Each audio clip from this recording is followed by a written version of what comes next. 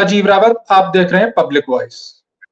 ऊर्जा बनाने वाले प्रदेश, ऊर्जा प्रदेश उत्तराखंड को में जो ऊर्जा निगम है और उसके सहायक आ गए, उनको एक साल में 10,000 करोड़ से अधिक चाहिए। इसलिए सारा बोझ लादा गया है उत्तराखंड की जनता पर, जो ऊर्जा प्रदेश होने पर दम्भ बढ़ती थी, लेकिन आज ये ऊर्जा प्रदेश का नाम ही उनकी गले की फांस बन गया है, क्योंकि बिजली के दाम वो चुकाएंगे कैसे। तकरीबन घरेलू उपभोक्ताओं को अलग अलग दरों पे 7 रुपए और उससे अधिक पर यूनिट अब देने पड़ेंगे। कुछ रेंज में कुछ कम है यदि आप कम बिजली की खपत करते हैं, मसलन आपका घर बंद है, 1-2 दिन के लिए गांव जाते हैं, वो और बात है, लेकिन जहां आप रेगुलर रहते हैं वहां आपके दाम इतने होंगे। और ऊर्जा प्रदेश में ऊर्जा दामों को लेकर, बढ़े हुए ऊर्जा दामों को लेकर कोहराम मचा है। शांति प्रसाद भट्ट हैं, महामंत्री हैं उत्तराखंड क्रांति दल के और मुख्य प्रवक्ता भी हैं। उत्तराखंड क्रांति दल वो जिसने इस राज्य का निर्माण किया था। और तब क्या भट्ट साहब आपने सपने में सोचा था कि जिसको ऊर्जा प्रदेश कहा जाएगा, जहां स्वयं महादेव की जटाओं से निकलने वाली नदियां हैं, गंगा है, उसकी सहायक नदियां हैं, गंगा जमुना का मायका, देश के कई राज्यों को बिजली देने वाला मायका, वहां के लोग अपने ही राज्य में बिजली के दाम दे नहीं पाएंगे। एक बल्ब जलाएंगे, एक कमरे में बल्ब बंद रखेंगे। क्या इस दिन के लिए इस राज्य को बनाया था आपने? राजीव जी, आपने बड़ा अच्छा टॉपिक रखा है। ऊर्जा प्रदेश में ऊर्जा दाम को लेकर कोहराम, और ये हकीकत है। ये वो राज्य है जो अपने आप को बड़े गर्व के साथ कहता है कि हम ऊर्जा प्रदेश के नागरिक हैं। हमारे यहाँ से नदियां निकलती हैं, हमारे यहाँ बिजली बनती है, हमारे नागरिकों को सरकारें बहुत सुविधा देती हैं, ऐसा हम समझ रहे थे। दुर्भाग्यवश इन 24 वर्षों में इस राज्य के अंदर सबसे ज्यादा कुठाराघात यदि किसी समाज के साथ किया गया है तो यहाँ के मूल निवासी के साथ किया गया है। अभी ताजा मामला जो है ऊर्जा प्रदेश का है। उत्तराखंड के अंदर अभी अप्रैल में बिजली के बिलों के दाम बढ़े। दुर्भाग्य देखिए कि हर वर्ष जो विद्युत नियामक आयोग है, वहां बिजली के बिलों की जो बढ़ोतरी होती है, दरों की बढ़ोतरी होती है, उसकी जन सुनवाई हुआ करती है।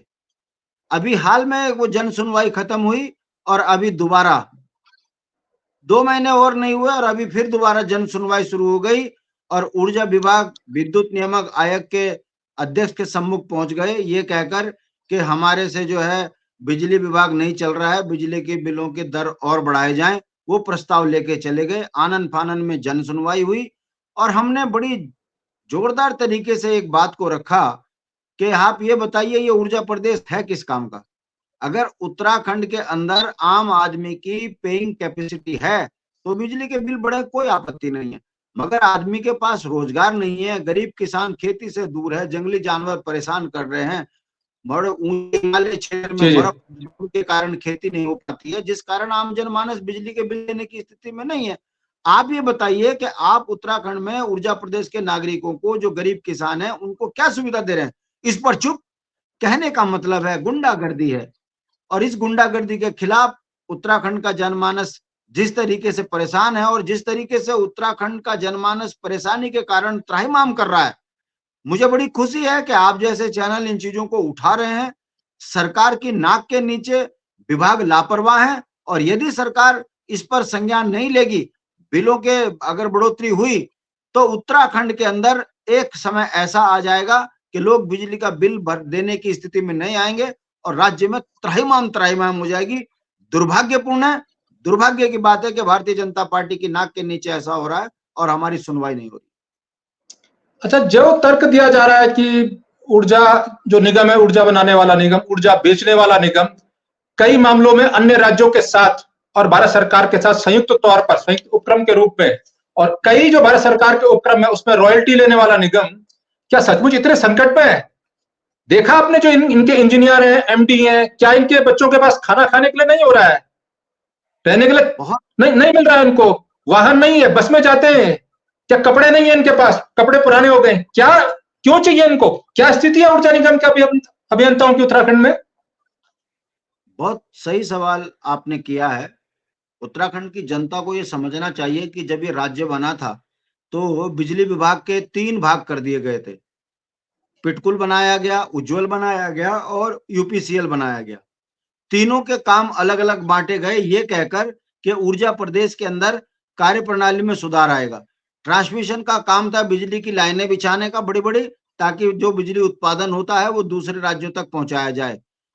और उज्ज्वल का काम था कि वो बिजली का उत्पादन करे, बड़े बड़े जो पावर हाउस है वहां पर से बिजली उत्पादन करे ताकि ज्यादा से ज्यादा उत्पादन हो सके।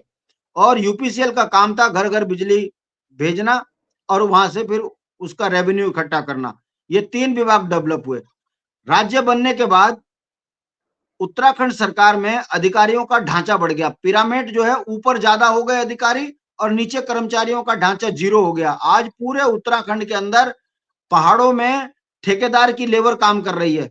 वो उत्तराखंड के कर्मचारी नहीं है, वो ठेकेदार को काम देती है ऊर्जा विभाग, और लाइन मैन जो है ठेकेदार के होते हैं वो बिजली का वहां काम करते हैं, जिससे कार्य की गुणवत्ता बिल्कुल 0 हो चुकी है पहाड़ों में। कारण क्योंकि जब सरकारी एम्प्लॉय होगा नहीं, 5,000 का दिहाड़ी का मजदूर काम करता नहीं है, पोल गिर जाते हैं, बिजली जी जी। व्यवस्था चरमरा जाती है। एक कारण ये है। दूसरा कारण, बिजली विभाग ने अपने अय्यासी को कम ना करके उत्तराखंड के जनमानस पर बोझ डाला है। अब आप देख लीजिए, ऊर्जा विभाग के अधिकारियों के टॉयलेट में भी एसी लगे हुए हैं। हमने इसके लिए रिट डाली कि भाई बिजली विभाग के अधिकारी की कोई एक सीमा तो हो बिजली खर्च करने की।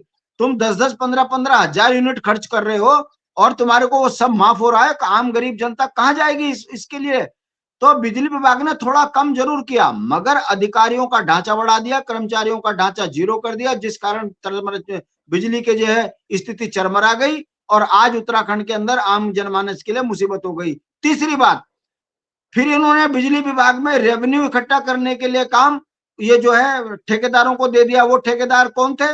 वो सैनिक थे, भूतपूर्व सैनिक, उपनल के माध्यम से। अब वो उपनल के माध्यम से भी वो रेवेन्यू इकट्ठा करने का काम हटा दिया, अब प्राइवेट ठेकेदार को दे दिया। राजीव जी, यही वो बहुत बड़ा खेल हुआ है। प्राइवेट ठेकेदार क्या करता है कि जैसे आपके घर में आज शादी है, जी जी। आप प्रतिवर्ष प्रति माह जो है 200 यूनिट खर्च करते थे। अब आपके यहाँ शादी हुई, आपका 700 यूनिट खर्च हो गया। बस वो 700 यूनिट का अचानक उठाते हैं और आपके यहाँ पर मीटर का लोड भी बढ़ा देते हैं और आपका रेवेन्यू एकदम बढ़ जाता है। पता लगा जहां 300 रुपए बिजली का बिल आता था, अब आपका 3,000 बिल आ रहा है। अब आप इसकी शिकायत कर रहे हो कि भाई मेरे यहाँ तो 300 रुपए आता था, ये कैसे हो गया? तो कहते हैं हमने जो मीटर लगाए हैं, इलेक्ट्रॉनिक मीटर, ये अपने आप रीडिंग उठाते हैं, हमारी कोई गड़बड़ नहीं है। ऐसा कर कर इन्होंने हजारों करोड़ का घोटाला कर डाला है प्राइवेट कंपनियों ने जन सुनवाई के लिए। अब आप देख लीजिए, इसमें भी बहुत बड़ी बात है जन सुनवाई मैं आता हूं जन सुनवाई पे। तो लेकिन दर्शकों को बता देते हैं 2022-23 में 9.64 9.5% दाम बढ़ाए गए उत्तराखंड में। उसके बाद 23-24 में 7% दाम बढ़े और पिछले 2 सालों में 16% बढ़ गए थे। इस बार फिर बढ़ाने का निर्णय किया गया। अब तक तकरीबन 24-25 में 6.92 करीबन 7%, मतलब 3 साल में 24% दाम उत्तराखंड में बढ़े हैं। और ये वो राज्य है जो ऊर्जा खरीदता नहीं है, खरीदता है तो क्यों खरीदता है? क्योंकि यहां तो ऊर्जा इतनी अधिक है कि ऊर्जा बांटता भी है। अकेला टिहरी डैम ऐसा है जो 9 राज्यों को बिजली देता है। केंद्रीय पूल में उत्तराखंड से बनने वाली बिजली की बड़ी हिस्सेदारी होती है।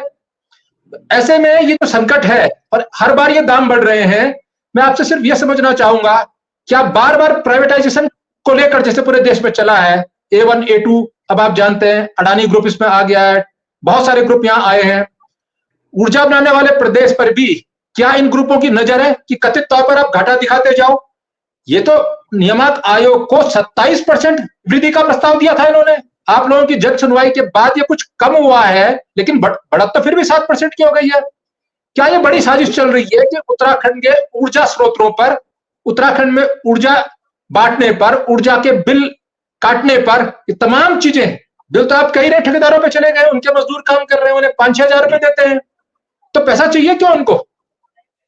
देखिए, यहीं पे बहुत बड़ा खेल है। सरकार किसकी है? वो दिल्ली वालों की। और अधिकारी किनके हैं? ये भी बाहर के। अब कितना बढ़िया सिस्टम है कि अगर आप नियामक आयोग में जन सुनवाई में अत्यधिक बिजली बढ़ोतरी के लिए जन सुनवाई में चले जाओगे तो आयोग भी खारिज तो कर नहीं सकता। वो ठीक है, अगर आप 50 पैसे मांगोगे 30 पैसे दे देंगे, 20 पैसे फिर अगर 6 महीने बाद जाओगे 50 मांगोगे फिर 20-30 दे देंगे। ऐसे करते करते आपने 3-4 साल में उत्तराखंड के अंदर बिजली इतनी महंगी कर दी। अब इसमें खेल देखिए राजीव जी, दिखाते हैं 3 रुपए 25 पैसे कि आपको हम 1 यूनिट में 3 रुपए 25 पैसे में दे रहे हैं। उसके बाद ये cess tax, fuel charge tax, search tax और पता नहीं कितने कितने फिक्स चार्ज टैक्स लगाकर वो यूनिट पड़ रही है लगभग 6 रुपए 25 पैसे से ज्यादा। अब आप देखिए 1 यूनिट के लिए यदि 6 रुपए 25 पैसे आप दोगे और 100 यूनिट खर्च करने के बाद फिर वो डबल हो जाएगा। कहने का मतलब है जिस घर में 2 बल्ब जल रहे हैं और वहां पर 1500 रुपए का बिल आ रहा है, ये कितनी बड़ी लूट है भाई। इस लूट पर आखिर अंकुश कौन लगाएगा? इसके लिए जनता अपनी सरकार चुनती है। मगर दुर्भाग्य के साथ मुझे आपके पास ये कहना पड़ रहा है कि सरकार इन्हीं बेईमानों की सुनती है, सरकार भी जनता की नहीं सुनती, क्योंकि सरकार को चाहिए पैसा और पैसा कमाने के लिए करनी पड़ती है बेईमानी, और बेईमानी करने का सबसे बढ़िया तरीका है 2-2, 4-4, 3-3 रुपए करके बढ़ाते रहो। बिजली विभाग में इतनी जबरदस्त लूट हो चुकी है कि जिस दिन कभी इस विभाग की सीबीआई जांच हो गई तो एक भी अधिकारी सूखा बचेगा नहीं, सूखा घर जाएगा। इतने बड़े बड़े घोटाले ऊर्जा विभाग में हो चुके हैं, हजारों करोड़ रुपए माफ कर देते हैं बड़े बड़े उद्योगपतियों के, और आम जनमानस के पीछे जो है आप रिकवरी के एजेंट भेज देते हो, घर में उसकी बेइज्जती करते हो 200 रुपए का बिल यदि वो नहीं दे पा रहा है। मेरा कहने का मतलब है जो राज्य आर्थिक रूप से मजबूत हो वहां बिजली के बिल बढ़े कोई दिक्कत नहीं, व्यापारियों के बढ़ रहे हैं वो तो अपने माल में पैसा बढ़ाकर अपना रिकवरी कर ले रहे। गरीब किसान कहां से पैसा देगा, उसकी तो आमदनी है नहीं। और जिस राज्य में आमदनी नहीं होती उस राज्य में अराजकता का माहौल बनता है। नियामक आयोग, बिजली विभाग और सरकार, ये तीनों मिलकर उत्तराखंड के जनमानस को लूट रहे हैं और हम जबरदस्त अपनी आपत्ति दर्ज कराते हैं।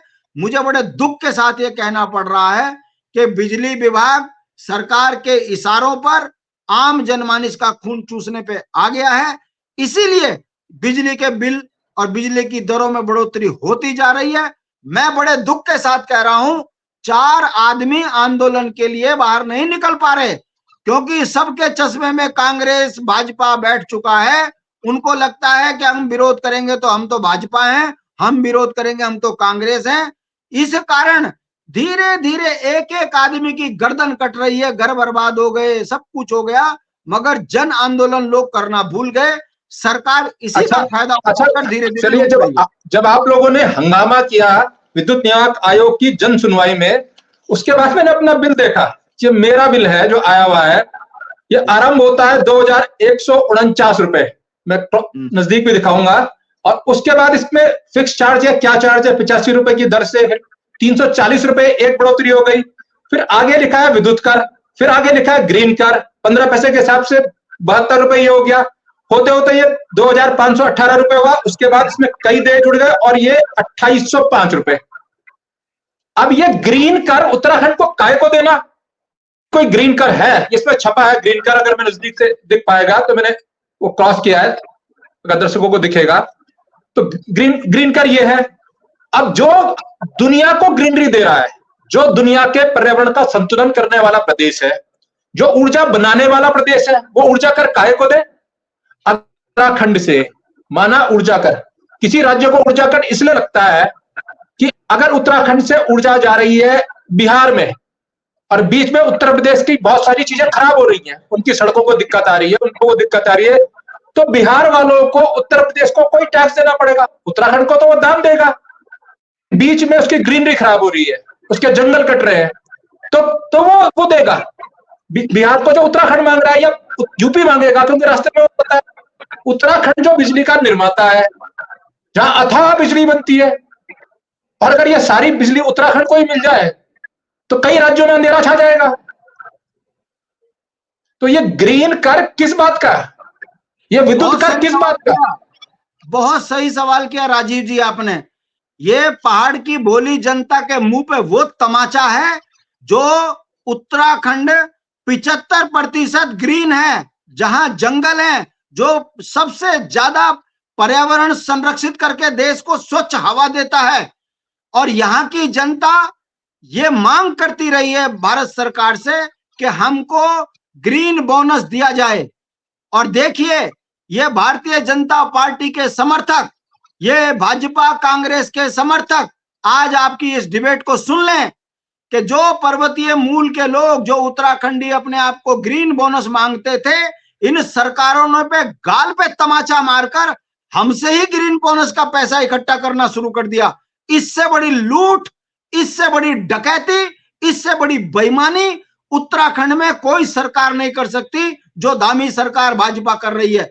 बताइए, हमको ग्रीन बोनस मिलना चाहिए और आम जनता से ग्रीन बोनस का तुम उनके नाम पर पैसा ले रहे हो। ये कितनी बड़ी हमें ऊर्जा टैक्स मिलना चाहिए। कितना बड़ी चोर बाजारी है, जबकि हमको ऊर्जा की जो ये ऊर्जा बेच रहे हैं, हमको जो ये ऊर्जा बेच रहे हैं अन्य राज्यों में, उसका कर मिलना चाहिए। डैम बनाने के लिए, ऊर्जा कॉर्पोरेशन बनाने के लिए जो विस्थापन हो रहा है, गांव के गांव खाली हो रहे हैं, लोगों के का सब कुछ छूट रहा है, उसका टैक्स मिलना चाहिए। ऊर्जा निर्माण टैक्स लोगों को मिलना चाहिए। ये ऊर्जा कर वसूल। राजीव जी, इन विषयों पर मैं जब जनता के बीच में बोलता हूं, मैं आपके सामने बोल रहा हूं, लोग बोलते हैं तू पागल हो जाएगा, मूर्ख है तू, तो सत्ता के साथ मिलकर चल, लड़ना मत, जिनके लिए लड़ रहा वो तेरी जमानत जब्त कर रहे, ये कभी किसी के नहीं हुए। ऐसे ऐसे ताने सुनते हैं हम, और जानने के बाद पूरे देश के दर्शक आपको देख रहे हैं, पूरे देश के दर्शक आपको देख रहे हैं, जरा बताइएगा, ऊर्जा निगम के उत्तराखंड में पिटकुल के तीनों विभागों के में पिछले जब से उत्तराखंड का निर्माण हुआ है, क्या बड़े पदों पर, महत्वपूर्ण पदों पर उत्तराखंड के लोग सेवा कर रहे हैं फटेहाल होकर खिचड़ी खा के? क्योंकि ये तो विभाग कर्जे में है, ये विभाग तो बहुत नुकसान में है, यहां तो कमाई हो नहीं रही है। या पूरे देश के लोग, बड़े बड़े अधिकारी यहाँ आके बड़ी बड़ी कोठियां यहां बना रहे हैं, यहां बस भी जा रहे हैं और बड़े बड़े करोड़ करोड़ की गाड़ियों में घूमते हैं। ये तो रिकॉर्ड रहा है कि उत्तराखंड के ऊर्जा के अधिकारी और यहां काम करने वाले ठेकेदार ऊर्जा निगम में, और खास तौर पर ऊर्जा का मंत्री ही नहीं बनाया जाता।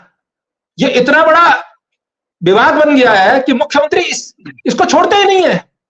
एनडी तिवारी ने छोड़ा था, उसके बाद ये परंपरा समाप्त हो गई। अगर ये इतना घाटे का विभाग है तो इसमें इतनी मलाई है, ये इनकी गाड़ियां की जरा दशा बताइए। आपने तो उन कारों को देखा होगा, उन कोठियों को देखा होगा। बहुत सही सवाल आपने किया। मैं आपको बता दूं, पीआरडी का एक विभाग है उत्तराखंड में, और पीआरडी के जवानों की इतनी बुरी हालत होती है, पैंट फटी होती है सड़क पर काम करते हुए। वहां पता लगता है कि विभाग वाकई आर्थिक संकट में, पीआरडी के जवान कम तनख्वाह में काम कर रहे। और ऊर्जा विभाग के अधिकारियों की संपत्ति है कि देहरादून में ऐसी कोई गली नहीं है जहां उन्होंने जमीन इकट्ठी न कर रखी हो, होटल न बना रखे हो, मॉल न बना रखे हो। और तीसरी बात, ऊर्जा विभाग के टॉप अधिकारी जितने भी हैं सब बाहर के हैं, उत्तराखंड का एक भी अधिकारी नहीं है।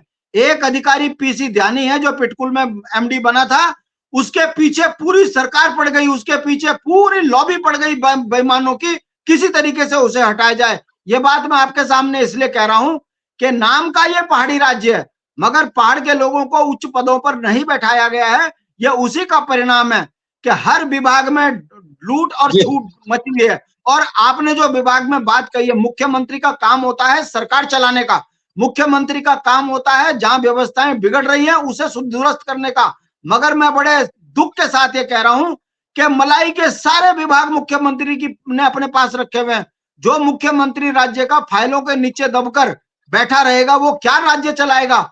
इसीलिए अराजकता का माहौल बना है। और ऊर्जा प्रदेश आपने इसलिए रखा हुआ है अपने पास क्योंकि पीक आवर पर जब भयंकर गर्मी पड़ रही होती है, जब भयंकर ठंड पड़ रही होती है, ज्यादा बिजली की जरूरत होती है, उस समय पर खेल होता है बिजली खरीद फरोख्त का। और जो बिजली में 2 पैसे 3 पैसे 5 पैसे 2 रुपए 2.5 रुपए ये पीक आवर्स पे खरीदते हैं, अरबों रुपए का घोटाला होता है। इसकी सीबीआई जांच हो जाए तो यहाँ एक भी मंत्री, एक भी नेता बचेगा नहीं। मगर मैं बड़े दुख के साथ कह रहा हूं कि हम लड़ किसके लिए रहे? जिस समाज को न्याय दिलाने के लिए हम लड़ रहे हैं, वो समाज अपने ही बच्चों के भविष्य को, अपने ही राज्य को बर्बाद करने के लिए राष्ट्रीय बेईमानों को पोषित करके उत्तराखंड की उत्तराखंडियत को खत्म कर रहे। इसीलिए देवभूमि में देवभूमि का कल्चर खत्म हो गया। ऊर्जा प्रदेश में ऊर्जा हमको महंगी मिल रही है, जड़ी बूटियों में रामदेव का कब्जा हो गया, नदी नालियों में जो है 2 राज्यों का कब्जा हो गया, हमारे पास भू कानून नहीं, मूल निवास नहीं, हमारी संपत्ति लूट गई।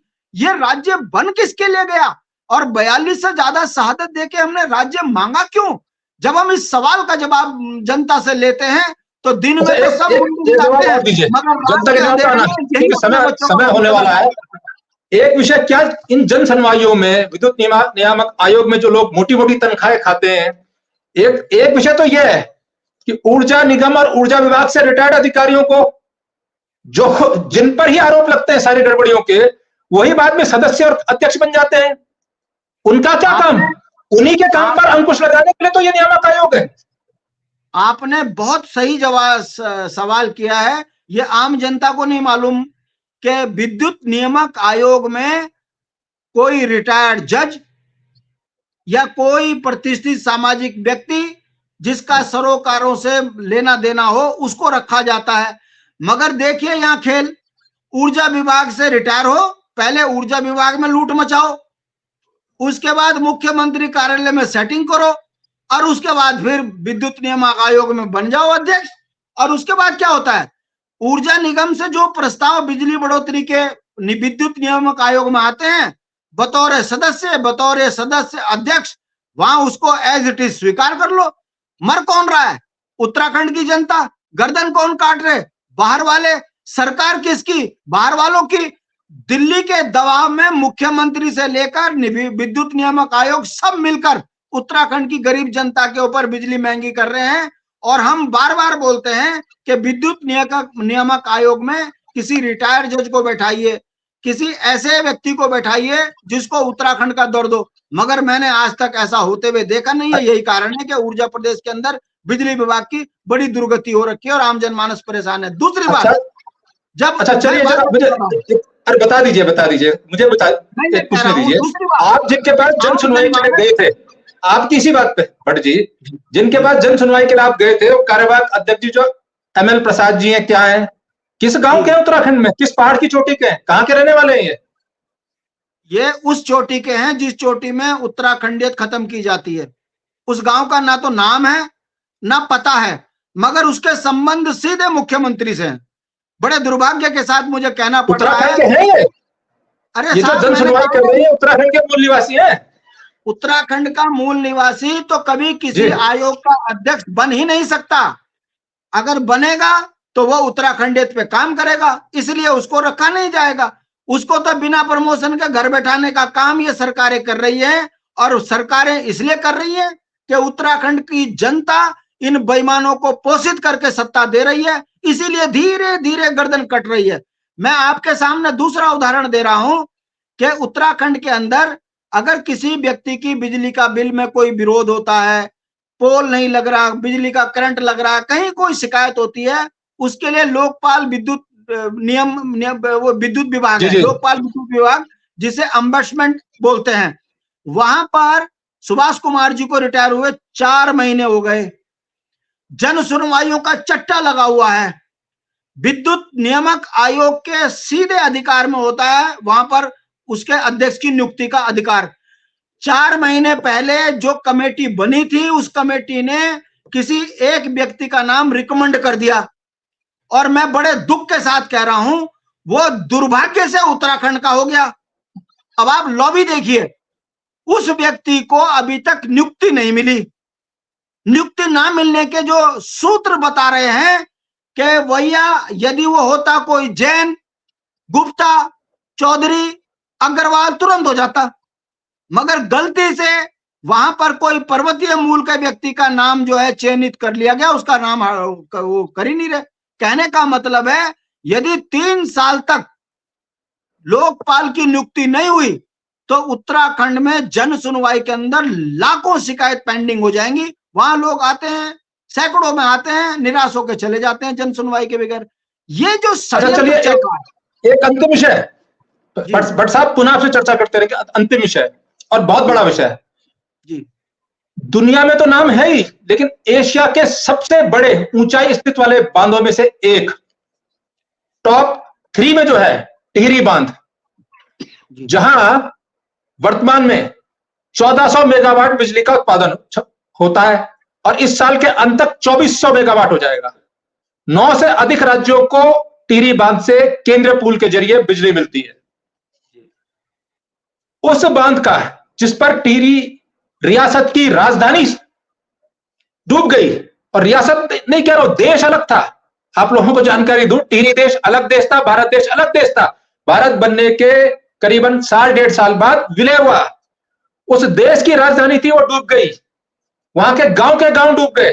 लोग विस्थापित न जाने कितने शहरों में हो गए, क्योंकि भारत को ऊर्जा मिले। वहां जो उत्तराखंड में टिहरी बांध है, उसका मालिक कौन है? आज भी उत्तर प्रदेश 25% और भारत सरकार 75%। उत्तराखंड आज तारीख तक उसका मालिक नहीं है।